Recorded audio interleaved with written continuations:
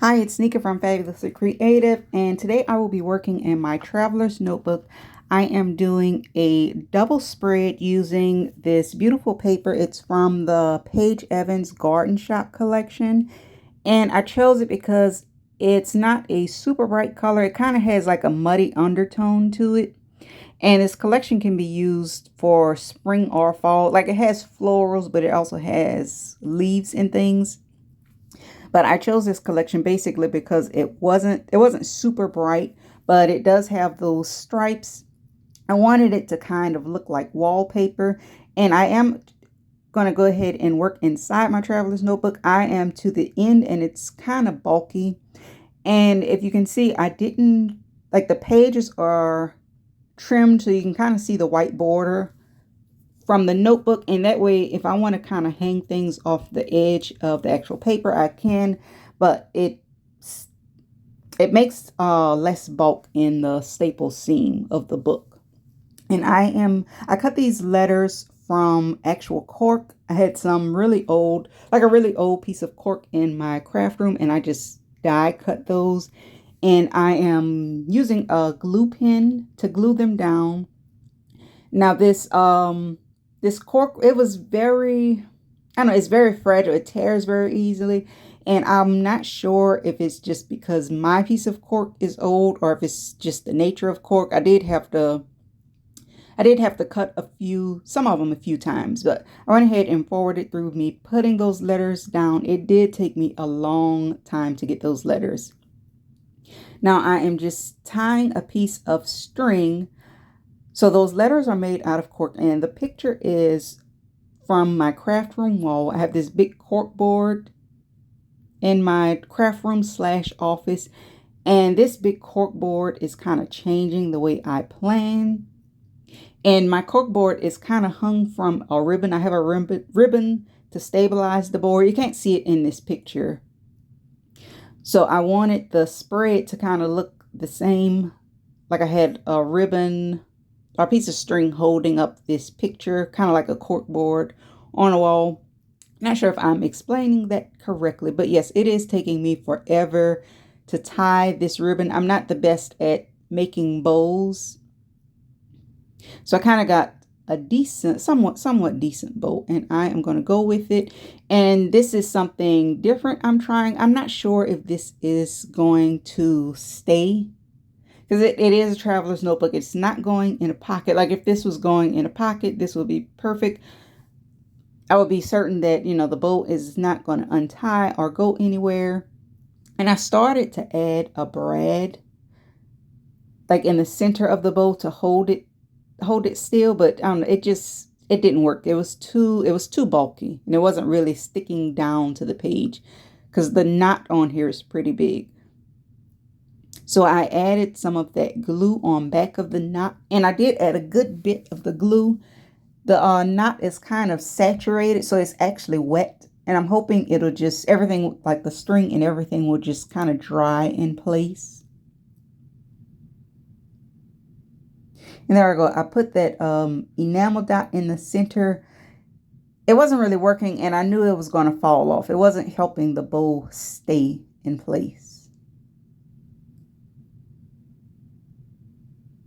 So I'm just kind of smushing it back in place. And then I'm going to go ahead and add glue to the sides of the bow. And I'm adding like a decent amount of glue. Like the middle and the sides are actually wet. And I'm hoping as it dries, it will harden. So it doesn't feel like, I don't know, it doesn't feel like the soft piece of twine. So I'm going to go ahead and use some washi tape, and I'm going to tape down the edges of the twine. And I'm trying to tape them so they kind of hang to the edges, very edges of my picture, but you don't see them on the outside.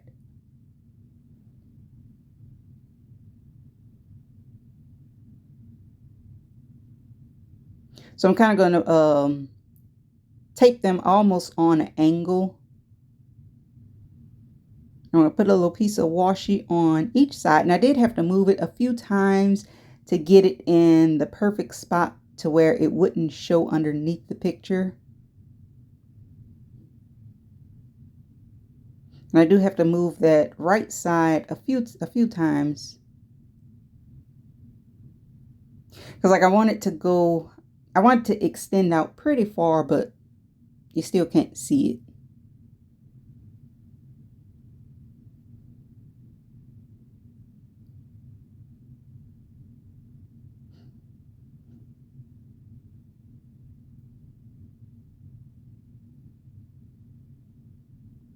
All right, and I'm trying to figure out how to mount this picture because the edges of the washi, it is a little lumpy, so I can't just glue it down. So I'm going to add some foam tape like in the middle of where the I'm going to add a piece along the bottom and then in the middle of the string. I'm not sure if I'm explaining that correctly.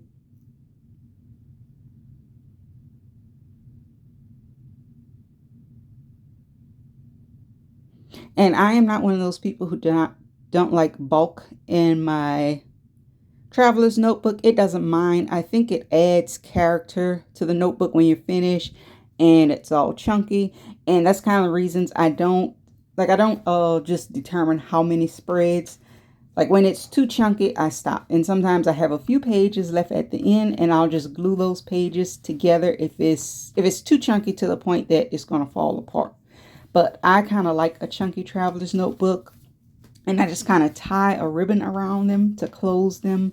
But yes, I use puffy stickers. I use foam tape. I use just about everything in a traveler's notebook that you would use if you were using page protector, because the bulk doesn't mind. The bulk does not bother me.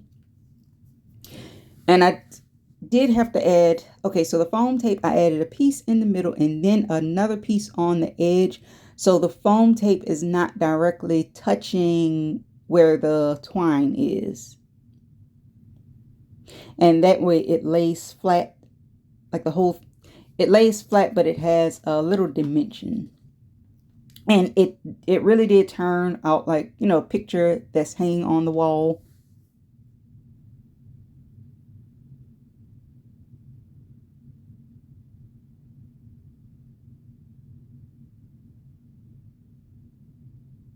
And once I got this down, I was just so I was just so happy because I was not sure if this whole idea was going to work. Now the next thing is just to see how the string dries. And I did I left it on my desk open overnight, and so far so good. I guess I'll just have to wait and see over time. Now the other side of this spread, I'm doing kind of random. So that vellum envelope at the bottom, I'm going to put my journaling in there. And I'm just adding this flower on top. I think that flower is from one of the Jen Hadfield's collections. I think it's Peaceful Heart or something. But it matched perfectly with this paper. I'm just trying to figure out what I will use for my journaling. I had that gold frame that went nicely. And I also had two of these, what do you call those? Like a clipboard. I don't know why I was drawing a blank. So I'm just trying different pieces. And I think I'm going to have, I think I'm going to have a lot of journaling. So I want to add more than one die cut in there. I think I'd end up just having two in there. And like I said, like this whole corkboard system has really changed my planning style. Like I don't have to, y'all know I love my planners, but I did not set up new planners for the new year. So right now everything is just kind of taped on the wall, and it has been so much easier. I don't have to worry about, okay, what is in what planner, what page is it on? Everything is just kind of out in the open and on the wall.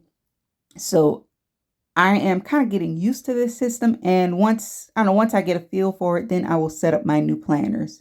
But I'm just kind of randomly adding these little die cuts. I wanted to give them the feel that you just randomly tack them onto a corkboard. Oh, and my cork board, it is a cork board, but I spray painted it white. That's why you don't see any brown in the picture. And these are just, I have no idea where these items were. They're just stuff from my stash that I had to find. And I wanted to add that lovely on here somewhere, but it just did not work out in the end.